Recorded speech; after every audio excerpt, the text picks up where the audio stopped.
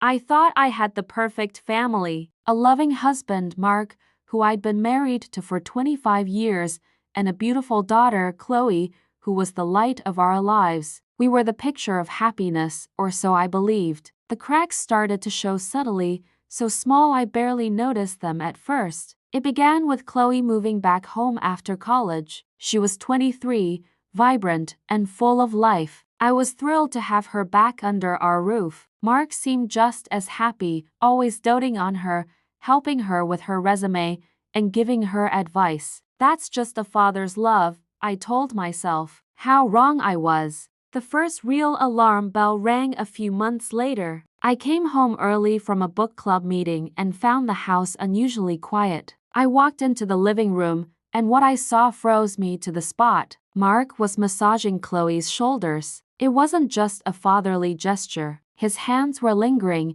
and the look on Chloe's face was one of pure bliss, her eyes closed. They didn't hear me come in. I quickly and quietly backed out, my heart pounding in my chest. I told myself I was overreacting. Maybe I was just seeing things that weren't there. I so desperately wanted to believe that. But the odd moments kept piling up. There were the late-night talks in the kitchen that would stop the second I walked in. The inside jokes they shared that I was never a part of. The way Mark's eyes would follow Chloe around a room. He started buying her expensive gifts, a designer handbag, a new laptop, things he'd brush off as just helping her get on her feet, but he never consulted me. It felt like they were building a world of their own, a world where I was an outsider looking in. I tried to talk to Mark about it. I sat him down one evening and gently told him I felt a bit excluded. I said I was worried he was spoiling Chloe too much. He laughed it off. He called me paranoid and jealous. He said, "She's our daughter, Helen. Of course, I love her. Are you really jealous of your own child?" His words stung,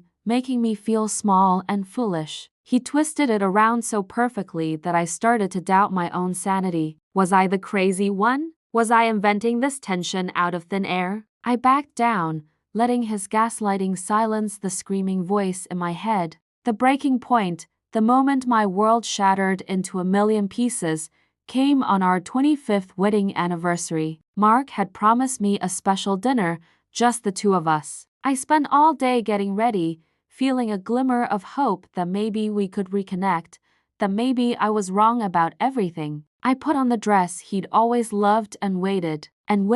He never came home. His phone went straight to voicemail. Panic started to set in. Around midnight, I heard a car pull into the driveway. It wasn't Mark's. It was Chloe's. She walked in, looking flushed and happy, with Mark trailing behind her. They were laughing. My heart sank. "Where have you been?" I asked, my voice barely a whisper. Mark looked at me, his expression cold. "We were out celebrating," he said nonchalantly. Chloe just stood there, a smirk playing on her lips. It was in that moment, seeing them together, so comfortable and unapologetic, that I knew. I just knew. "Celebrating what?" I demanded, my voice growing stronger. "Celebrating my anniversary that you forgot?" Chloe stepped forward then, her eyes locking with mine. "Oh, Mom, don't be so dramatic," she said, her tone dripping with condescension. "We were just having a conversation, a very important one,"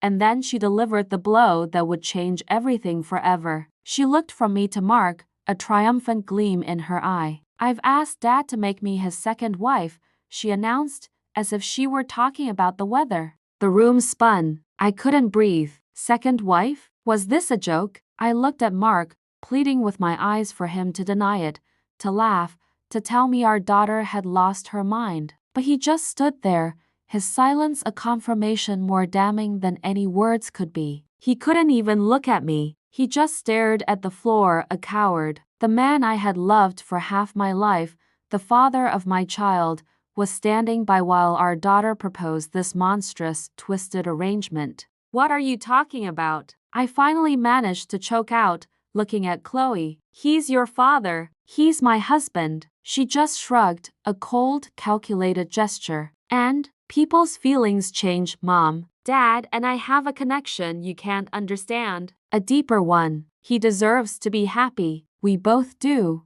You're just holding him back."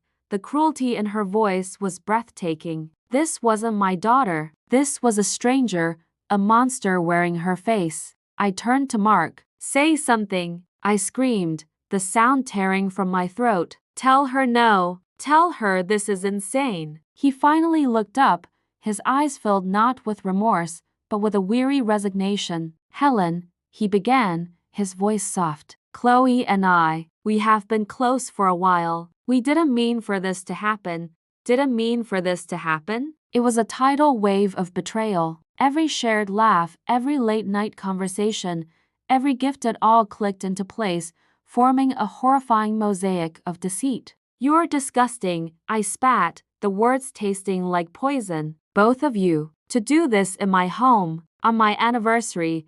I felt a strange sense of calm wash over me then, the kind of calm that comes after the storm has destroyed everything you own. There was nothing left to save. I walked over to Mark, looked him dead in the eye, and said, "Get out. Both of you. Get out of my house now."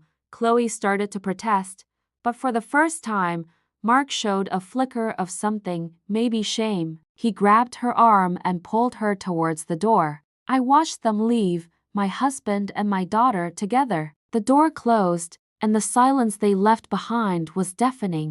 I sank to the floor and I didn't cry. I was too empty, too hollowed out for tears. All I could think was, how does a family get here? How does love turn into this grotesque nightmare? The foundation of my life had been a lie. The two people I loved most in the world had betrayed me in the most unimaginable way. That night was the end of my old life and the beginning of a new, terrifying one. The path ahead was unclear, filled with lawyers and heartache and the impossible task of rebuilding from the rubble. But as I sat there on the cold floor of my empty home, one thing was crystal clear. I had lost a husband and a daughter, but I was not going to lose myself. This betrayal would not be the end of my story. It would be the beginning of my fight to reclaim my life. The fight for my own happiness, on my own terms. And that was a fight I was determined to win. Thanks for listening to my story. Please subscribe if you want to follow my journey.